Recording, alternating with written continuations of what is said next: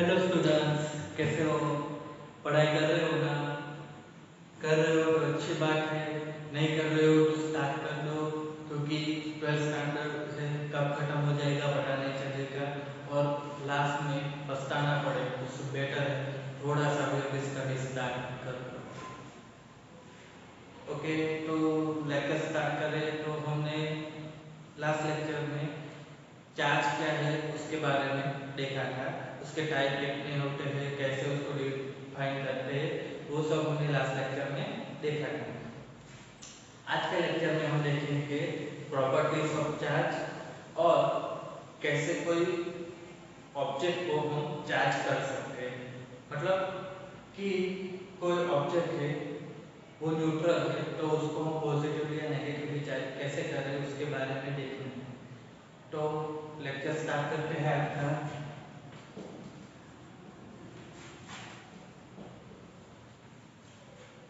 तो पहले हम स्टार्ट करेंगे प्रॉपर्टीज ऑफ चार्ज से।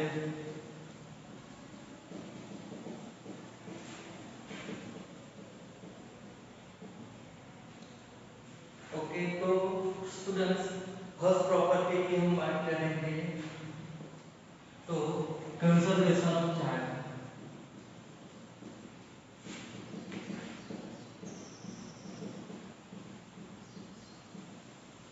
तो बच्चों, कंजर्वेशन ऑफ चार्ज, तो यहाँ पर क्या होगा कि कोई आइसोलेटेड सिस्टम हो गई तो उसका जो नेट चार्ज होगा वो ऑलवेज कांस्टेंट रहेगा।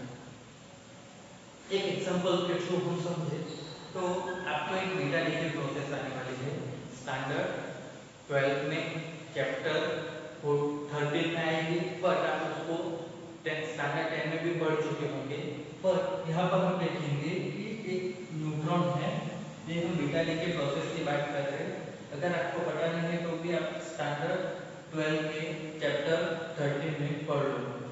तो एक न्यूट्रॉन होता है, न्यूट्रॉन का चार्ज आपको पता है 0 होता है, पर एक प्रोसेस होगी उसमें से क्या होगा,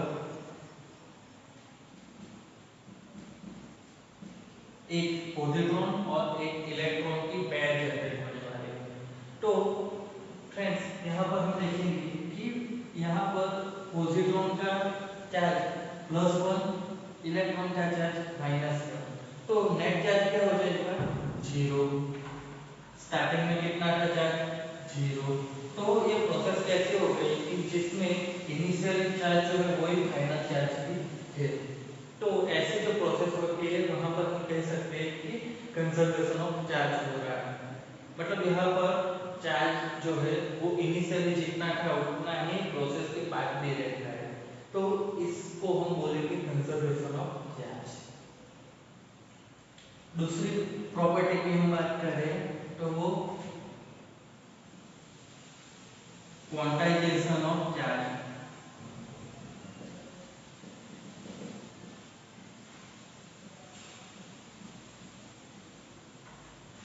बच्चों, क्वांटाइजेशन का मतलब क्या होगा, तो anything which is available in fix amount. Fix amount का मतलब समझो तो बच्चों, जैसे आप स्कूल में जाते हो तो सीढ़ियाँ चढ़ते हो तो कैसे चढ़ोगे, पहले फर्स्ट स्टेप पर, फिर सेकंड स्टेप पर, थर्ड स्टेप पर। आप कभी ऐसा चढ़ो कि 1.5 स्टेप पर, 2.25 स्टेप पर, ऐसा स्टेप पर आप कभी चढ़ सकते हो? नहीं। अगर आप पेन की बात करो, अब पेन लेने जाओगे तो कैसे लोगे, एक लोगे, दो लोगे, तीन लोगे? आप कभी 4 पेन लोगे, 4.5 पेन लोगे? नहीं। तो ये क्या हो गया कि आप पेन की बात करो तो आपको पेन फिक्स अमाउंट में मिल रही है। तो यही चीज क्या होगी इलेक्ट्रॉन के साथ भी होगी। तो क्या होगा कि कोई भी ऑब्जेक्ट होगा, कोई भी बॉडी होगी, उसका जो चार्ज होगा उसको हम क्यू बोले, तो जो वो क्यू चार्ज होगा वो क्या होगा, किसी फंडामेंटल चार्ज के इंटीजर के मल्टीपल में ही होगा। तो यहाँ पर हम बात कर रहे हैं फंडामेंटल चार्ज की ई। तो हमको पता है ई की वैल्यू क्या होगी 1.6 × 10⁻⁹ कूलम। तो क्या होगा कि जब भी हम अगर कोई बॉडी की बात करें तो उसका जो चार्ज होगा वो क्या होगा कोई भी इंटीजर के मल्टीपल में ही होगा। मतलब किसी बॉडी का चार्ज होगा तो वो +1 इलेक्ट्रॉन या -1 इलेक्ट्रॉन जितना, +2 या -2 इलेक्ट्रॉन के जितना ही हो सकता है, सो होगा। पर कभी भी किसी ऑब्जेक्ट का चार्ज -2.5 इलेक्ट्रॉन या +3.7 इलेक्ट्रॉन के चार्ज के जितना नहीं हो सकता है। तो उसी को हम बोलेंगे क्वांटाइजेशन ऑफ चार्ज। मतलब कि हमको कोई भी बॉडी का जो चार्ज होगा वो इलेक्ट्रॉन के इंटीजर के मल्टीपल में ही मिलने वाला है। तो यहाँ पर से अगर हम एक न्यूमेरिकल भी देखें तो क्या होगा कि सपोज हमारे पास एक बॉडी है, उसका चार्ज 1 कूलम है, तो नंबर ऑफ इलेक्ट्रॉन क्या होंगे?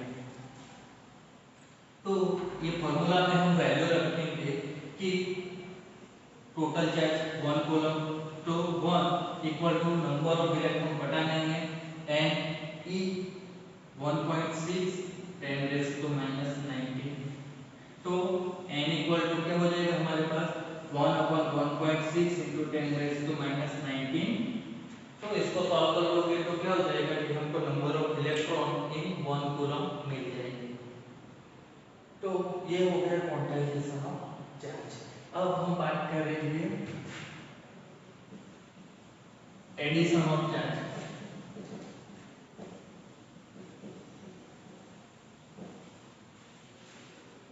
एडिशन ऑफ चार्ज की बात करें तो उसमें क्या होगा बच्चों कि हमको पता है कि जो चार्ज होंगे वो दो टाइप के होंगे, पॉजिटिव और नेगेटिव। तो जब भी हम उनका समेशन करेंगे तो हमको उसकी जो साइन होगी उसको कंसीडर करना रहेगा। एग्जांपल को हम लेते कि हमारे पास +3 कूलम, -4 कूलम, +5 कूलम, -6 कूलम, इस तरीके से कुछ चार्ज है। अब हमको उसका नेट चार्ज चाहिए, तो नेट चार्ज वो हमको कैसे मिलेगा? तो हमको इसका समेशन करना पड़ेगा। तो हमको क्या करना है कि जो साइन है उसको कंसीडर करना है। तो पहले +3 -4 +5 -6, तो यहाँ पर हम देखेंगे कि क्या हो गया +3 +5 +6 -4 -6 -10। तो हमारे पास नेट चार्ज क्या है -2 कूलम। तो जब भी हमको बहुत सारे चार्ज दे दिए जाए और बॉडी का नेट चार्ज पूछे तो वो नेट चार्ज हम इस तरीके से फाइंड करेंगे। तो बच्चों ये थी प्रॉपर्टीज ऑफ चार्ज, जिसमें एक था कन्वर्सेशन ऑफ चार्ज, दूसरा है क्वांटाइजेशन ऑफ चार्ज और एडिशन ऑफ चार्ज। तो यहाँ पर ये टॉपिक खत्म हुआ।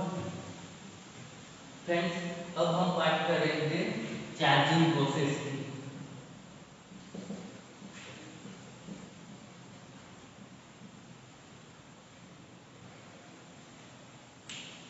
चार्जिंग प्रोसेस मतलब कि हमारे पास कोई न्यूट्रल बॉडी है तो उसको हम पॉजिटिवली या नेगेटिवली चार्ज कैसे कर सकते हैं। तो कोई भी बॉडी के ऊपर चार्ज देने की जो प्रोसेस होगी वो चार्जिंग होगी, और वो 3 तरीके से हम कोई भी बॉडी को चार्ज कर सकते हैं।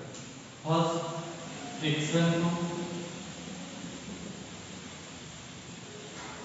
ओके, तो 3 टाइप है। पहले हम फ्रिक्शन की बात कर रहे तो देखते हैं कि फ्रिक्शन में क्या होगा कि कोई भी बॉडी, दो बॉडी हम लेंगे, ये दो बॉडी लेंगे, इसको हम ऐसे रब करेंगे। तो इसको रब करने से क्या होगा, एक बॉडी पॉजिटिवली चार्ज और एक बॉडी नेगेटिवली चार्ज हो जाएगी। तो एग्जांपल पर हम ले तो ग्लास रोड और सिल्क। ग्लास रोड को हम सिल्क रोड से रब करेंगे तो क्या होगा कि जो ग्लास रोड होगा वो पॉजिटिवली चार्ज हो जाएगा और सिल्क नेगेटिवली चार्ज हो जाएगा। अब दूसरा एग्जांपल है तो प्लास्टिक और उसको हम वूल उसके साथ रब करेंगे तो भी क्या होगा कि दोनों के ऊपर चार्ज जनरेट हो जाएगा। तो यहाँ पर हम देखें तो दो टाइप के चार्ज है, ऐसा हमको कैसे पता चलेगा? तो जब ग्लास रोड है उसको सेल के साथ रब किया और दूसरा एक ग्लास रोड ले लिया, उसको भी सिल्क के साथ रब किए, फिर दो ग्लास रोड को एक दूसरे के नजीक लाए, तो क्या हुआ कि दोनों एक दूसरे को रिपल कर रहे थे। सेम थिंग क्या हुई सिल्क के साथ, कि एक सिल्क रोड को क्या किया हमने कि ग्लास रोड से रब किया, दूसरे सिल्क रोड को ग्लास रोड से रब किया, फिर दोनों सिल्क रोड को भी एक दूसरे के नजीक लाए, तो क्या हुआ कि दोनों एक दूसरे को रिपल कर रहे थे। बट जब ग्लास रोड और सिल्क को एक दूसरे के नजदीक लाया गया, तो क्या हुआ कि दोनों अट्रैक्ट कर रहे थे। तो इस चीज से हमको क्या पता चलता है कि जो चार्ज होते हैं वो दो टाइप के होते हैं। पहले लेक्चर में हमने पढ़ा था दो चार्ज होते हैं, पर ऐसा पता कैसे चला था, तो ये प्रोसेस थी। वैसे ही प्लास्टिक और मोल में भी होगा। अब आपको एक और भी एग्जांपल जो आपने शायद बचपन में भी सुना होगा कि कंघी को आप ड्राई हेयर के साथ रब करोगे। अब देखो सपोज ये कंघी है, इसको ये ड्राई हेयर है, हाँ यही ड्राई हेयर है, तो इसी के साथ आप रब करोगे तो क्या होगा कि उसके ऊपर भी चार्ज जनरेट हो जाएगा। उसके बाद आप फॉर्म जो होती है हमारे मतलब कंघी, उसको किसी कागज के टुकड़े के पास ले जाओगे तो वो कागज के टुकड़े इसके साथ अट्रैक्ट हो जाते हैं। आपने शायद बचपन में करके भी देखा होगा। तो ये प्रोसेस क्या हो गई कि चार्जिंग थ्रू फ्रिक्शन। तो ये पहली प्रोसेस हो गई। अब हम दूसरी प्रोसेस की बात करें तो वो है इंडक्शन, चार्जिंग थ्रू इंडक्शन। तो फ्रेंड्स इंडक्शन के प्रोसेस में क्या होगा कि हम कोई बॉडी को चार्ज तो करेंगे पर किसी के कांटेक्ट में नहीं लाएंगे। मतलब सपोज ये दो बॉडी है, इसको चार्ज करना है, मतलब तो ये दोनों किस तरीके से कांटेक्ट में लाके नहीं करेंगे, वो प्रोसेस हो जाएगी इंडक्शन। और उसके बाद एक तीसरी प्रोसेस आएगी कंडक्शन। तो कंडक्शन में क्या होगा कि जो भी दो बॉडी को चार्ज करना है वो दोनों को एक दूसरे को इस तरीके से कांटेक्ट में लाना है। पहले हम बात करेंगे इंडक्शन की। तो इंडक्शन में क्या होगा कि हमने ये एक मेटल का स्फीयर लिया है जो कि अभी कैसा है न्यूट्रल, उसके ऊपर कोई चार्ज नहीं है।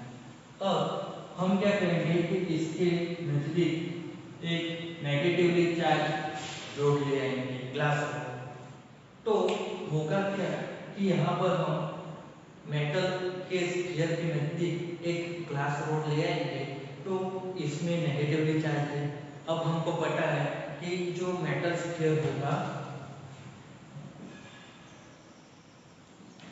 मेटल स्फीयर, उसमें क्या होगा कि हमारे पास बहुत सारे फ्री इलेक्ट्रॉन्स अवेलेबल होंगे। तो फ्री इलेक्ट्रॉन्स क्या होंगे कि यहाँ पर भी नेगेटिवली चार्ज है, तो मेटल के जो फ्री इलेक्ट्रॉन होंगे वो क्या होंगे एक दूसरे, ये इसके साथ रिपल होके दूसरे एंड पर चले जाएंगे। अब यहाँ पर इलेक्ट्रॉन चले गए तो इधर क्या हो जाएगा पॉजिटिवली चार्ज बच जाएगा। तो अब क्या होगा कि एक मेटल स्फीयर के नजदीक आप एक नेगेटिवली चार्ज रोड ले आएंगे, तो वो क्या करेगा कि मेटल के जो फ्री इलेक्ट्रॉन उसको रिपल करेगा। अब यहाँ पर हम जो मेटल का स्फीयर है उसको ग्राउंड करेंगे।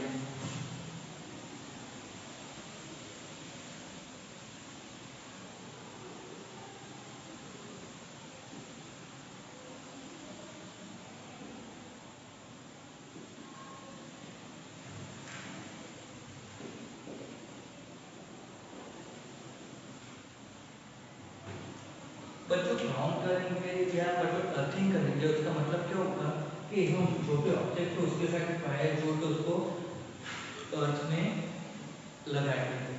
तो जो अर्थ है हमारे वो क्या है सोर्स ऑफ इलेक्ट्रॉन है, मतलब कि आप उसमें कितने भी इलेक्ट्रॉन डाल भी सकते हो और निकाल भी सकते हो। तो यहाँ पर क्या होगा कि जब हम ये स्फीयर है उसको अर्थ करेंगे तो यहाँ के जो इलेक्ट्रॉन है वो सारे के सारे इलेक्ट्रॉन क्या होंगे कि ये वायर के थ्रू अर्थ में चले जाएंगे। एक चीज हमेशा ध्यान रखना बच्चों कि जो नेगेटिवली चार्ज रोड है उसको मेटल स्फीयर से कभी दूर नहीं करना है अभी तक।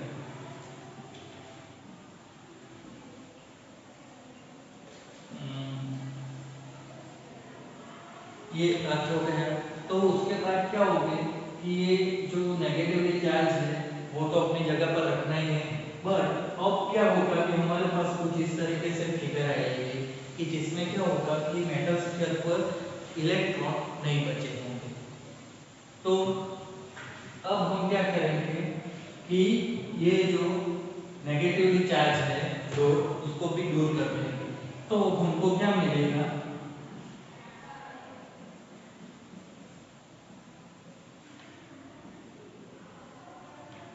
इस तरीके से मिलेगा। बच्चों यहाँ पर आप देख सकते हो कि इनिशियली हमने जो मेटल का स्फीयर किया था उसके ऊपर कोई चार्ज नहीं था, बट लास्ट में क्या होगा कि मेटल का जो स्फीयर है वो पॉजिटिवली चार्ज हो गया। तो यही प्रोसेस है जिसमें हमने क्या किया, एक मेटल स्फीयर लिया और एक ग्लास रोड लिया है, बट दोनों को एक दूसरे के कांटेक्ट में नहीं लाए। तो इस तरीके से कोई ऑब्जेक्ट को चार्ज करेंगे तो उसको चार्जिंग थ्रू इंडक्शन बोलेंगे। अब कंडक्शन की हम बात करें तो कंडक्शन में क्या होगा, अगेन उसी के जैसा एक मेटल स्फीयर है जो कि ऑब्वियसली न्यूट्रल है, इसके ऊपर कोई चार्ज नहीं है।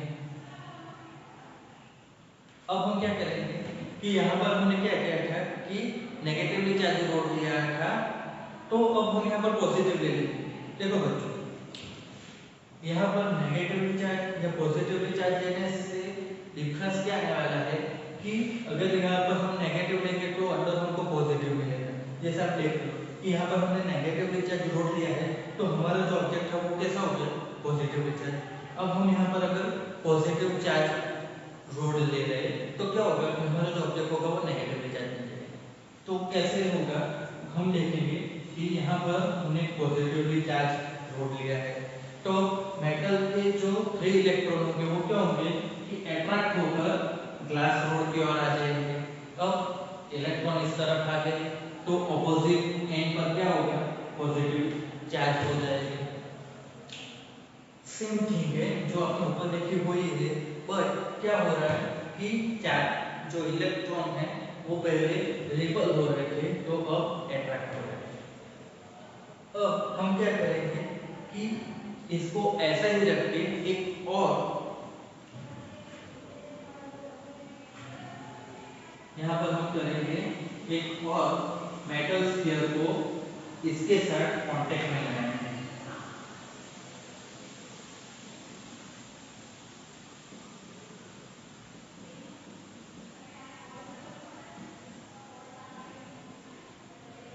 इस तरीके से अब यहाँ पर हम देखेंगे कि ये जो हमने स्फीयर लिया है वो कैसा है, अभी न्यूट्रल, पर अब एक दूसरे को कांटेक्ट में लाने से क्या हो जाएगा कि यहाँ पर के जो चार्ज है वो इसमें डिस्ट्रीब्यूट हो जाएंगे, तो वो कुछ इस तरीके से हो जाएंगे।